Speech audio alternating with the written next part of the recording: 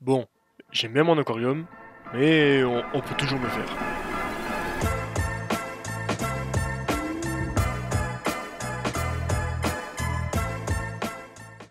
Nous sommes en octobre 2021, et ça fait à peu près un an que j'ai mon aquarium, et j'aimerais bien le changer.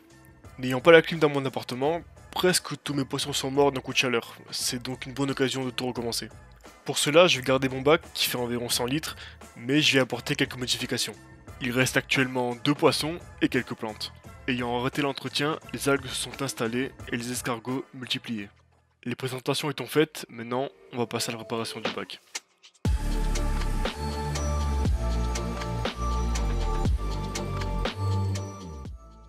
Tout d'abord, je viens enlever les plantes, en veillant à les humidifier souvent pour ne pas qu'elles meurent. Et j'essaie de récupérer tant bien que mal mes 2 néons avant de commencer la vidange de l'aquarium. Les 2 néons ici en espérant qu'ils vont survivre. Et toutes mes plantes ici. Donc je vais faire un tri, virer les feuilles mortes, enlever les escargots. Et voilà. Mon évier étant directement à côté de mon aquarium, je vide l'intégralité de l'eau dans celui-ci. J'ai également jeté l'intégralité du gravier car je n'aime plus la couleur et il commence à être abîmé. La pompe, la filtration ainsi que le chauffage étaient contenus dans un bac en plastique collé lui-même à la vitre. J'ai décidé de changer la pompe, bien que très efficace, elle ne fera pas joli dans le nouveau bac. Je garde en revanche le chauffage qui marche toujours aussi bien. Après de longues minutes à gratter, découper, j'ai enfin réussi à enlever ce foutu bac. Mais il reste encore plein de liserés noirs, on dirait une genre de peinture qui servait à camoufler ce bac justement.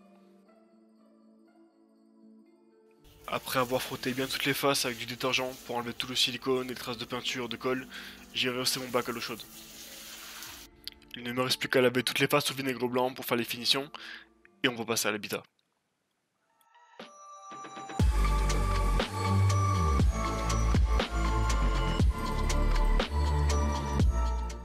Alors premièrement, je vais remplacer la lampe, car ce n'est pas une lampe vraiment adaptée, c'est une lampe de haute de cuisine à la base qu'on a bricolée.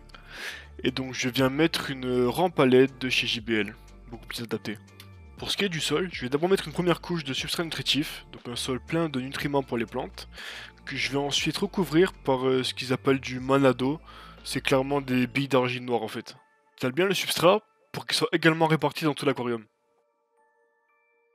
Pour ce qui est du gravier, rincez-le abondamment en l'eau jusqu'à ce que l'eau soit translucide. Faites pas la même erreur que moi, ça va se répercuter dans l'aquarium plus tard. Après avoir bouché ma douche et déglacé tout mon appartement, j'étale le gravier dans le bac.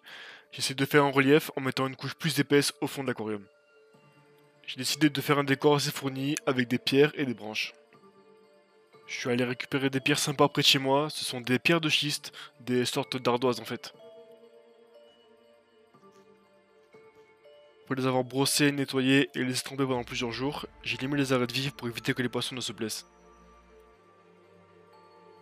Je suis d'abord venu positionner les plus grosses pierres, ensuite j'ai rajouté des branches. La première est une branche que j'ai trouvée au fond de l'eau, à côté des grosses pierres, et la seconde est une branche de vigne que j'ai achetée en animalerie cette fois. C'est important de bien caler les racines pour éviter qu'elles ne remontent quand on va remplir le bac. Une fois mon décor installé, je suis venu installer le chauffage et la pompe. Après la mise en place du décor, c'est l'heure des plantes. J'ai récupéré les plantes d'avant et j'en ai acheté des nouvelles. Après avoir enlevé le pot et la laine de verre autour des racines, elles sont prêtes à être plantées. Attention, avant d'introduire les plantes, pensez à bien humidifier le décor, pour pas qu'elles ne sèchent. Certaines plantes seront dans le sol, mais d'autres sur le décor directement. Pour ça, j'utilise de la super glue tout à fait classique. J'ai ainsi divisé ma fougère de java pour en mettre un peu partout. C'est enfin l'heure de mettre l'eau. Pour ça, j'ai fait un petit tas de sopalin pour éviter que l'eau ne retourne tout le décor.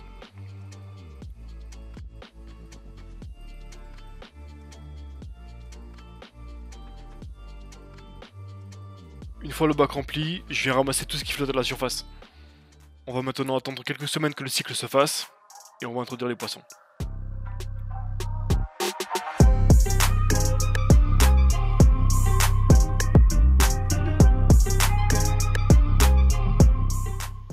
Observation après un peu plus de 24 heures.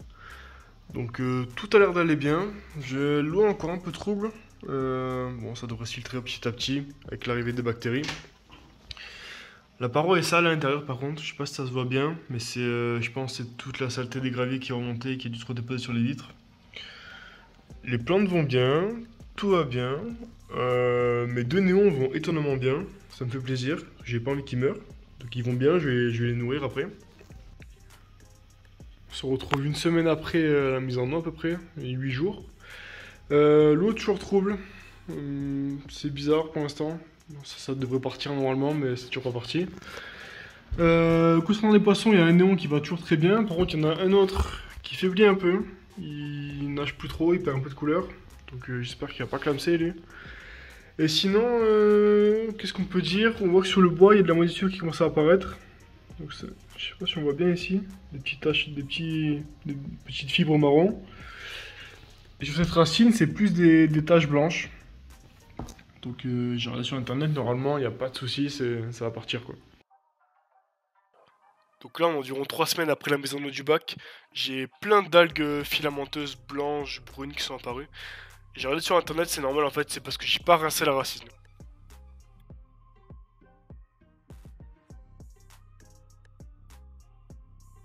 Les escargots que j'avais avant sont toujours là, et ils ont même commencé à se multiplier. Maintenant que le bac est cyclé, on peut commencer l'introduction d'espèces. J'ai choisi de mettre des petites crevettes red cherry ainsi que des crevettes à mano, des crevettes un peu plus grosses. Bien sûr, comme n'importe quel être vivant, je laisse s'acclimater une bonne heure.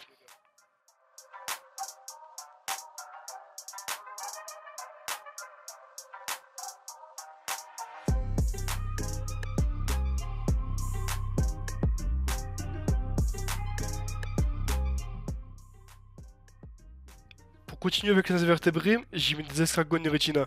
C'est des escargots assez gros qui sont des mangeurs d'algues. Il y a deux patterns différents, on va dire, un avec des points noirs et un avec des rayures noires.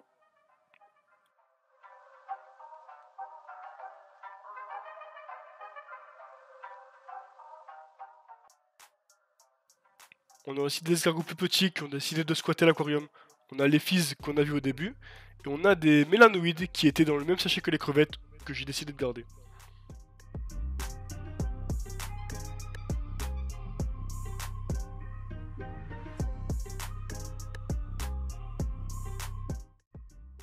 Ensuite pour les poissons, j'ai mis une dizaine de néons, donc poissons tout à fait classiques qui rentrent très bien dans tous les aquariums.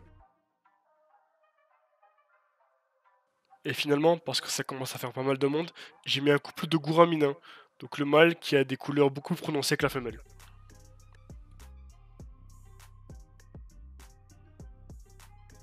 Voilà, maintenant que je vous ai tout présenté, mais il ne reste plus qu'à m'en occuper convenablement. Nourrir les poissons, tailler les plantes, nettoyer l'aquarium, changer l'eau. Enfin bref, la routine pour tout aquarium quoi. Et pour finir les vidéos, je vous laisse quelques petits plans des poissons.